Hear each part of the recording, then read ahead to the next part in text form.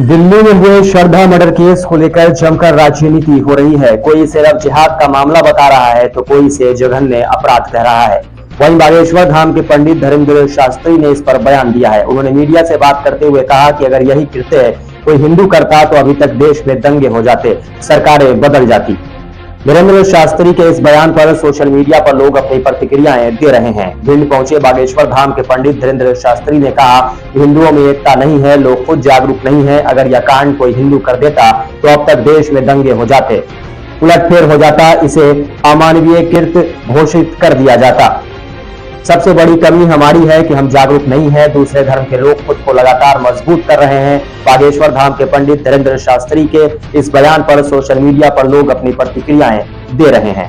वहीं इसको लेकर अब सोशल मीडिया पर भी लोग अपनी प्रतिक्रिया देना शुरू कर चुके हैं। एक यूजर ने लिखा कि अंकिता भंडारी को मारने वाला कौन था, हाथरस कांड में कौन था, उन्नाव कांड में कौन था, ये लोगों को बेवकूफ बनाते हैं। इन अपराधियों का कोई जाति और धर्म नहीं होता महाराज।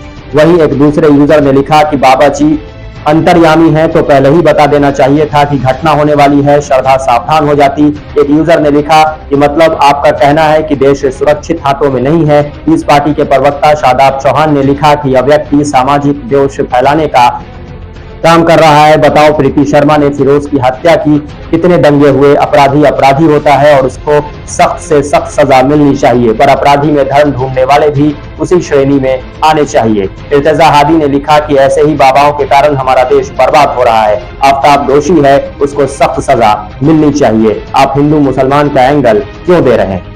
आपको बता दें कि महाराष्ट्र की रहने वाली श्रद्धा को आफ्ताब से प्यार हुआ। जब घर वाले इस रिश्ते से नहीं माने तो दोनों ने साथ रहने का निर्णय लिया। फिर दोनों दिल्ली रहने आ गए। इसी बीच कुछ ऐसा हुआ जिसके बाद आफ्ताब ने श्रद्धा की हत्या कर दी। उसके शव के 35 टुकड़े किए और उसे जंगल में फेंक दिया। फिलहाल आफ्ताब दिल्ली पुलिस की गिरफ्त में है। पुलिस मामले की जाँच कर रही है, जहाँ दिल्ली पुलिस को श्रद्धा वाकर और उसके दोस्तों के बीच चैट का पता चला है, जो आफ्ताब अमीन पुलावाला द्वारा दुर्व्यवहार के एक पैटर्न का खुलासा करता है। उत्पीड़न के बाद 18 मई को श्रद्धा की हत्या कर दी गई। श्रद्धा ने मौत से पहले अपने दोस्तों और सहकर्मियों के साथ व्हाट्सएप और इंस्टाग्राम पर बातचीत की। उसने उन्हें बताया था कि उनके रिश्ते की शुरुआत से ही आफ्ताब द्वारा उसका शारीरिक शोषण किया जाता रहा है।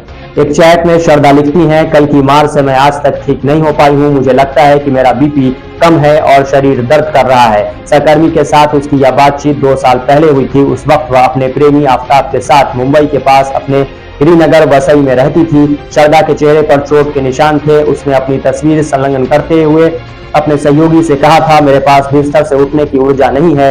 मैंने आपको जो परेशानी दी है और जिस तरह से काम को प्रभावित किया है, उसके लिए मैं ईमानदारी से माफी मांगती हूँ। पिछले साल दिसंबर में श्रद्धा को वसई के एक निजी अस्पताल में भर्ती कराया गया था। डॉक्टर ने कहा कि जब वह उनके पास आई तो आंतरिक चोटें थी। उसे गंभीर पीठ दर्द, मतली, गर्दन में दर्द, गर्दन को हिलाने में कठिनाई और निचले अंग में झुनझुनी और शून्यता थी। श्रद्धा वाकर के अब तक बरामद अवशेषों से डीएनए मिलाने के लिए उसके पिता और भाई के रक्त के नमूने लिए गए हैं। पुलिस ने एक बयान में यह भी कहा है कि आरोपी द्वारा दिए गए जवाबों की भ्रामक प्रकृति को देखते हुए उसके नार्को विश्लेषण परीक्षण के लिए एक आवेदन दिया गया है और इसे अदालत ने मंजूरी दे दी है।